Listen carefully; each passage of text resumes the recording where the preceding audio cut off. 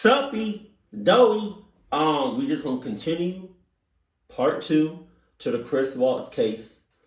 But I did see some comments on the Polygraph video saying that they kind of like praised the woman that did the test, like the polygraph. Like, I don't know what she did. Maybe she set him up. But yeah, apparently she did her thing in this video. So let's see what she did.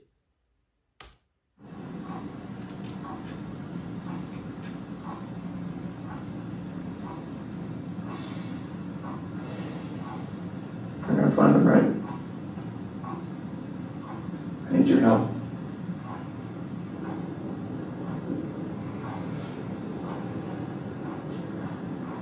When we find the guy who took him, what do you think we should do? This is what is known as a behavior-provoking question. An innocent person will usually give what is known as a draconian response. They will immediately respond with the harshest sentence possible for the crime they are falsely being accused of committing. A deceptive individual will often give an equivocating response. This means that they will fragmentize and divert from the question to a certain degree, as a means to avoid responding to the query in its entirety. They're gonna come home safe, correct? When you find the guy. When we find the guy, they're gonna come home. Life in prison would be that's what I would think for 2 kids that are involved. What if you hurt them?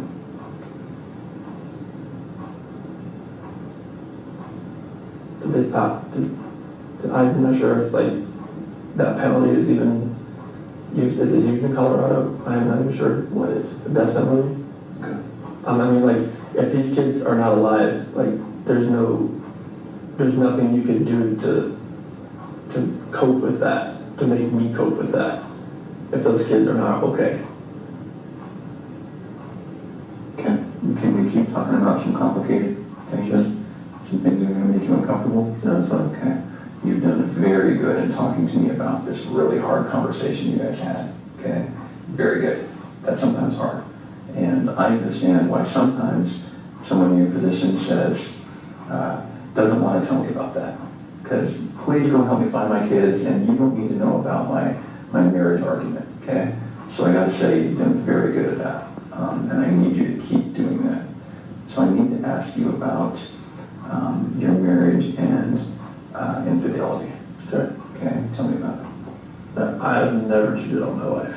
Okay. And I fully suspect she's never done that to me. Oh, okay. The interrogator was already aware that Chris was cheating on his wife with a woman by the name of Nicole Kessinger. He had handed over his phone earlier on this interview for what he thought was for the purpose of going through his and his wife's mutual contacts to look for potential suspects. Judging by Chris's bold-faced denial, it's safe to assume he deleted all of his correspondence with Nicole beforehand. Yet he was most likely unaware that the FBI have programs that can recover every single piece of digital exchange. Holy shit!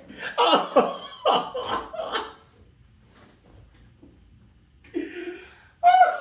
my God, it just keeps getting worse for him. It keeps getting worse for him. Oh my God. That's, the FBI is nothing to play with at all. And it's crazy because it's like, if you delete something off the internet, or if you delete something off your phone, or if you delete something off the, database or whatever, it's not really ever gone. Somebody has it somewhere, or they can get it back. Best believe. Sent from a device, even long after it's deleted. Highly trained investigator over here, right? I see pictures of you from a few years ago, and I see you standing before me now. Okay, you've gotten pretty fit. Okay. You can imagine when guys start cheating or want to cheat, that's what happens. Yes. So tell me about it. I did not cheat on my wife. Okay. What do I do to help you walk out of this room and not look like the person who's responsible? You have to trust me. I had nothing to do with this act of like evil cruelty, whatever has happened here. Because my love for these two girls and my wife, like,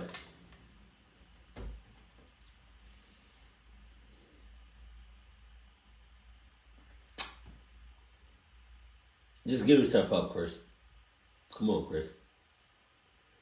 Come on. I feel like every time you talk, you're getting further and further and further into that rabbit hole. Detective never mentioned violence.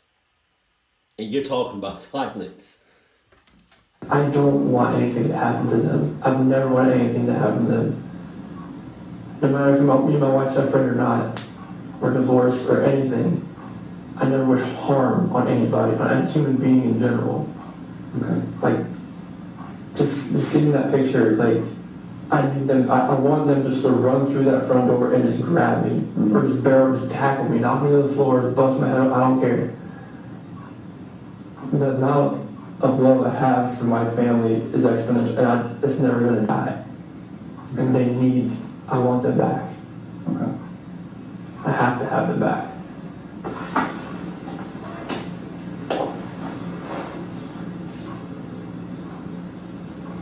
When you walk out of this room, there's nothing I can say to a room full of police officers that's going to convince them that you have nothing to do with this. You know what they think. I know what all that. Yeah. Here's a guy who didn't call 911, who woke his wife up at a ridiculous hour because he was so guilty about something that he had to get it off his chest and say, I don't love you anymore, I'm leaving. That didn't go well. Okay, so what happened? She told me she wanted me to wake her up before I left. That's why I didn't just wake her up, like, just to tell her this. Like, I woke her up. That's what she wanted to do, and we talked. Like, usually at 4 a.m. I wake up, I go down and work out. This day, I wanted to talk to her about this.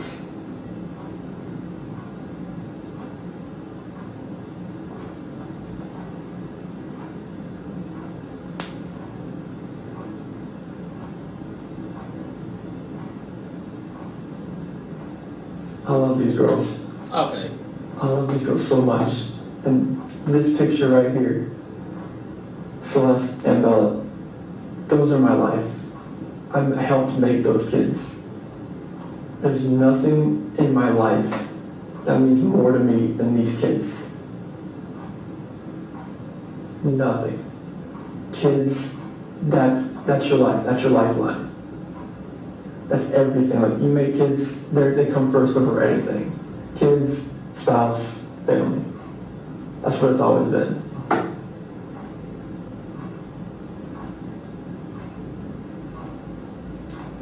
Nothing you told me tonight makes sense. That's hilarious.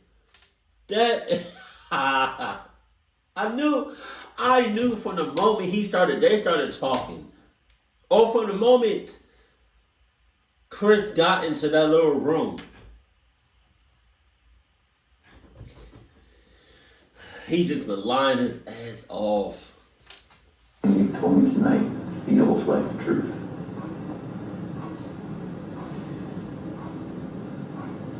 Can we start over? Sure. Tonight's been pretty intense, I can imagine. How are you feeling? I slept like 2 hours last night, so I'm like running on empty right now, but I can see it. So why don't we do this? I'm sure you don't mind if we take a break for the night. I'm sure that you are feeling some of the pressure from me. Okay? I'm going to commit to you that we're not going to stop working until we find them. Okay. Okay? And I want to commit to you that there is going to come a time when you're going to feel this pressure from other people. I'm not the only one who thinks that there's a possibility you have something to do with this. Like another FBI agent, like pressure, or like this, like everyone? Okay, everyone, Chris. Okay. The interrogator is clearly receptive to Chris's anxiety and endeavors to amplify this emotion before ending the interview. He wants to inflate Chris's apprehension as much as possible for the looming polygraph test that approaches the following day. Tonight when you go home, one of two things is going to happen. You're going to pass out because you're so tired. okay? That's probably not going to be what happens. Your head's going to go race, okay? So tonight when you lay down and your head starts racing, there's going to be things that come to your mind, okay? This always happens, always. It's very natural. You're going to say, I don't know why he asked me that, okay? You're going to say, screw him, how dare he accuse me, okay? You're going to say, I wonder if they thought of this, okay? And then you're going to say, I probably should have told him something, or this, or that, okay? Those are the most common things. When those thoughts come to your head, I want you to call me. And those are beautiful kids. Those kids have a good dad. And I know it. Let's just get a picture of my phone. Yeah. It's a better one, but it's just, I'll show it to you. Those kids have a good dad. The following discourse from the officer could be construed as the reframing technique, where an interrogator will try and shift the suspect's view of themselves from negative to positive, as a means to lightening the iniquity of their crimes and increasing the chances of a confession. However, this is more likely what is known as passive accusation, where the interrogator is almost certain of the suspect's guilt and indirectly accuses and in some manner indignifies the suspect. This is made evident by the high praises the officer gives to Chris for extremely trivial deeds. A lot of dads don't get second pairs of clothes and cook eggs and give them snacks at night, you know. A lot of men, that's woman's work, right? I like to get But involved. you're not that kind of guy, okay? So can we say that tomorrow at 11 o'clock, Sure. we can do a polygraph? Sure. Here. I appreciate you coming in tonight. Mm-hmm. All right, give me a few. This is Tammy. Did you meet Tammy yesterday? No, Okay. you know, I want This is Tammy. Hi, Grace. How are you? So on this, Yep, I know. I'll explain it in a little bit, but you don't have to worry. It's not on or anything right now. It's not gonna buzz you or anything. Obviously, you're probably nervous about taking today's test. Honestly, I would think something is wrong with you if you weren't nervous about coming in here to take a polygraph. Even if people are like, I don't have anything to hide, it is nerve-wracking. And I have taken tons of polygraphs, obviously, in my training. I went to 10 weeks for training. I've been a polygrapher for about 5 years. I went to the best school in the country. So I want you to have confidence in the fact that if you had nothing to do with this disappearance, like we're going to find that out today, okay? I have the best training that they offer in the United States. We use the most validated testing. That's the way I'm going to ask you the questions. So believe me, if you had nothing to do with this, I will be able to show them that today. This is psychological pressure disguised as reassurance. It's not a routine procedure during the pre-test phase of a polygraph exam, yet this technique will be used when the suspect's guilt is almost conclusive. Polygraphs are not a foolproof system, and they can be beaten, but with a heightened state of anxiety, it becomes considerably more challenging and unlikely. On this occasion, the polygrapher distinctly applies this technique for maximal effect. There's actually only 2 ways you can fail a polygraph, okay? The first way would be if you fail to follow my instructions. I'm going to give you a lot of instructions today about how to sit still, how to answer questions, things like that. So if you fail to follow those instructions, you will not pass today's test, okay? The second way would be if you choose to lie to me today. You know, if you did have something to do with their disappearance, it would be really stupid for you to come in and take a polygraph today. Exactly. Right? Like, it would be really dumb. Like, you should not be here right now sitting in this chair if you had anything to do with Shanann and the little girl's disappearance, okay? But we just, everything flourished from there. Like in 2011, I proposed to her over in Ocean Isle Beach. And she was sitting there crying with a little eviction notice, and she recorded it. It was an amazing day just to see that. And then Celeste, I was there, like she had a midwife for this one. So like they actually had me like, you can stand here and like, you know, catch her, and like, but Celeste came out like so fast that like I barely had a chance to go like this, and they moved me out of the way. She just like came out. The polygrapher will also obtain the examinee's version of the facts regarding the specific issues under investigation. Like, I was hoping that I would get that knock on the door or a phone call or a text. I mean, her phone, they have her phone, like hopefully maybe it's a number I don't know. Hopefully it's like, you know, like a burner phone or some kind of like phone she bought, and she could just text me and call me like, hey, I'm okay. Something. Or just get a knock on the door, and then the kids just run in. I miss like the kids like sitting at the dinner table and like having to tell them to eat their dinner, and like I miss them throwing a chicken nugget at me. Like I just want to find them. I want them to come home safe. Like wherever they are, I hope they are safe. And I really hope they can just come home. It makes me feel like, all right, maybe somebody has her that's not keeping her safe, or something terrible has happened. Oh my God! I just feel like every time he talks, it's just deeper and deeper. Like, shut the fuck up. And that's the nightmare. And what was that terrible thing to you? That somebody hurt them. Chris recounts a brief summary of the events and states multiple vague possibilities for his family's disappearance. The polygrapher then starts to elect specific timelines for Chris to give his account on. You said the next thing you know is her getting into bed with you. Is that right? I felt her get in bed. We didn't say anything because I guess I just kind of felt it.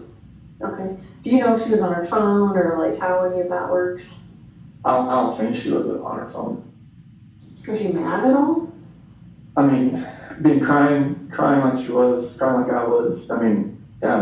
She was upset, but it comes with that kind of conversation. In the next moments, you will see another subterfuge of psychological pressure, this time disguised as routine questioning procedure. And I know it's totally awful to think about, but what are ways, because I need to make sure that you know what I'm talking about, what are ways that you can make someone disappear? What?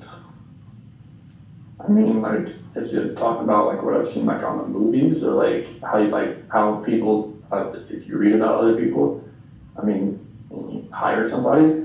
Like a hitman? Yeah, Yeah. I'm just being honest. No, but that's what I want, because I want you to go through all of these scenarios in your head, because I want you. Are they doing all this talking before the actual polygraph test, or like where they put the things in your fingers? Are they doing all that talking before that on purpose? I feel like they are, or she is. To know for sure what I'm talking about when I say that, asking you if you physically caused her disappearance. Okay, like you would hire somebody, or you have somebody you know that would do it. I mean, it's like it's hard. And I know this stuff. It's a hard question to answer. Right. Because I didn't have nothing to do with this disappearance. Right. So like, I don't even want to think about like if you're asking like how I would do it. Like Anyone. Like anyone. how would anyone cause someone else's disappearance? I mean, you would. I said like. You would cause someone's disappearance by murdering them. Yes. Do you agree with that? Yes. So what different physical ways could you cause someone's disappearance through murder? You could stab someone, Stab right? someone, shoot someone, hit them with a blunt object. What else is there? I mean, use a weapon like gun or knife. I mean, Okay. you could.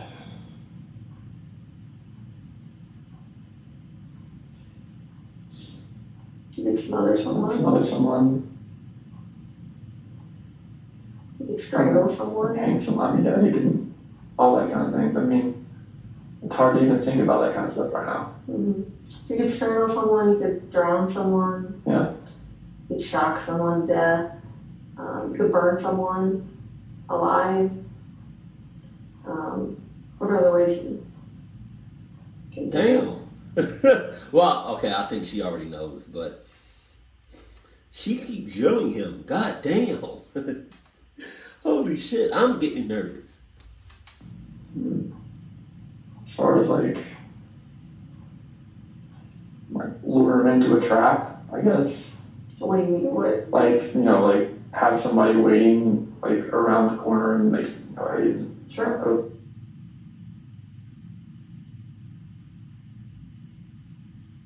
They're in a coma. Sure.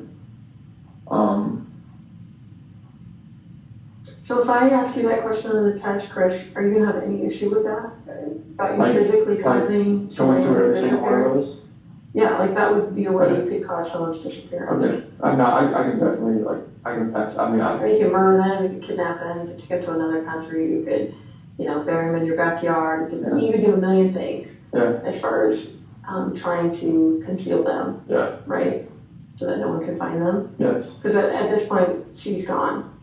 So when I ask you the question on the test, I'm not asking you about guilt. I'm not asking you about, did you make her feel so horrible that she ended up leaving? I'm saying that you were the one that physically caused her to disappear. Okay. Either by murder, kidnapping, all of those other things that Okay. we went through, okay? You want me to list all those, like? No. You're just Okay. gonna say no to that question. Okay. But when I ask you if you physically caused Shenan's disappearance, Okay. your answer should be what? No. Right. So do you have any issues with that at all? And No. have any question about what I would mean when I was? No, would be that's asking totally, this? I was like going through all those that, that's Right. a lot to really think about. Right. Bro, she is clucking good. She is clucking good. I would hate to have her as a boss at anywhere I worked. She the GM at Chipotle. You ate some chicken? No. Cause one bag of chicken, when you cook it and cut it up, can fill up a whole pan, a whole deep pan. But now, it's like almost gone. And everybody here except for you is vegan.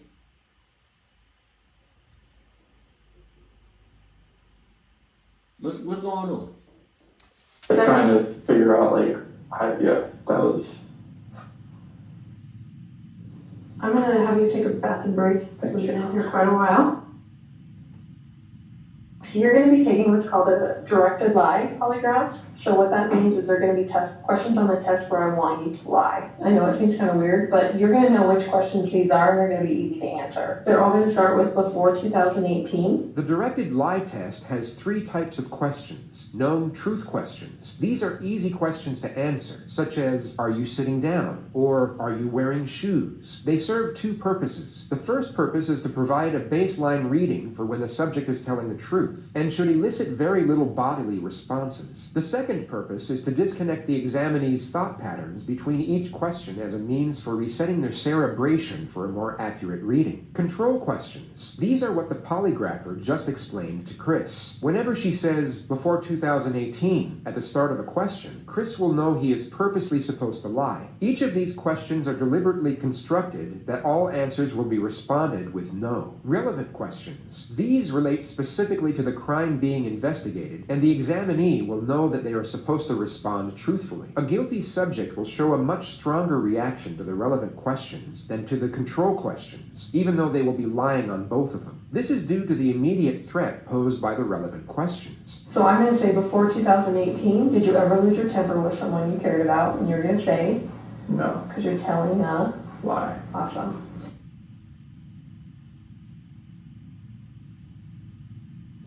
The test is about to begin. Please remain still. Did you write the number 1? No, Did you write the number 3? no, Did you write the number 5? no. This portion of the test is complete. Please remain still while I take the instrument out of operation. You can relax. How'd you feel? This is the last time the polygrapher will have any correspondence with Chris before the real test begins. She gives him an initial compliment in a reassuring tone. You did great. That was, You remembered the lie and everything. That was awesome. that was, This momentary boost in his confidence is then abruptly ripped away as he receives the following information. So, you obviously are a really bad liar.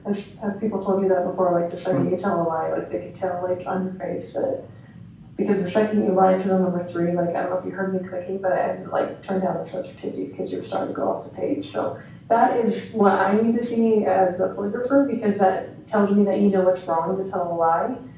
You're actually having a significant reaction when you lie, so that is awesome. So thank you for being a horrible liar. No, that's a good thing. That's a good thing. We don't want to be good liars. What you scratching your head for? Come out. You did it, Chris. What's taking you so long? Everybody know you did it. Everybody know you did it, Chris.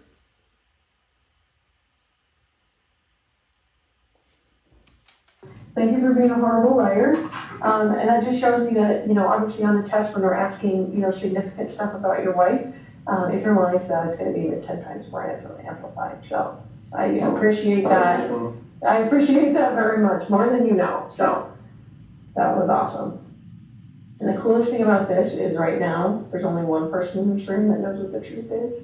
And in about 5 minutes, there's going to be 2 of us. So that's the coolest part, okay? And then I can go share that, but I'm not there. Okay? All right, you ready? Let's do it. The test is about to begin. Please remain still. Do you understand I will only ask you the questions we have discussed? Yes. Regarding Shanann's disappearance, do you intend to answer all of the questions truthfully? Yes. Is your first name Christopher? Yes. Before 2018, did you ever lose your temper with someone you cared about? No. Did you physically cause Shanann's disappearance? No. Were you born in 1985? Yes. Before 2018, did you ever say anything out of anger to a loved one? No. Are you lying about the last time you saw Shanann? No. Are you now in the state of Colorado? Yes. Before 2018, have you ever wanted to hurt someone to get even at them? No. Do you know where Shanann is now? No. This portion of the test is complete. Please make sure I take the instrument out of operation. All right, how do you feel? Same as all of it? I think it was the same to everything. Oh, yeah. I'll be right back. Good. His mind probably racing like a mother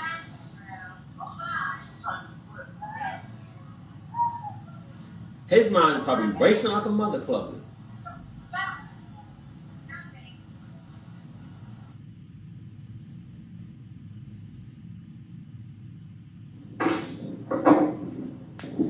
Oh my gosh, I didn't forget part of it, didn't Who's that guy? Oh, that's the same guy. Okay, from before. So I brought Graham in here because we want to talk to you about the results, okay? Is that the same guy? Or is that a different guy? Yo, the way he's looking at Chris. Oh, shit. He's like, bruh. Damn, man. So, it is completely clear that you were not honest during the testing. I think you already know that.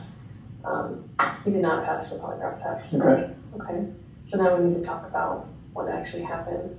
I feel like you're probably ready to do that. I didn't lie to you on that polygraph, I promise. Chris, I know. Stop. Just stop for a minute. Take a deep breath. I want you to take a deep breath right now.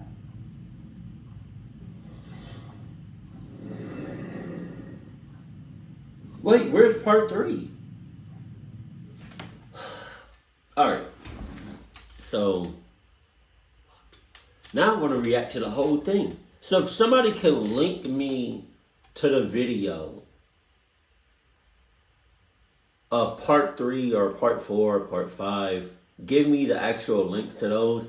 Or if somebody can link me to the entire case or interrogation video, please do that in the comment section below. But this shit is crazy. He's been lying from why not just confess?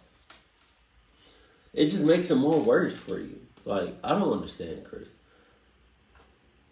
Man. I just want to keep it going though. Keep it cool, keep it classy, and I love you. Stay happy, my family.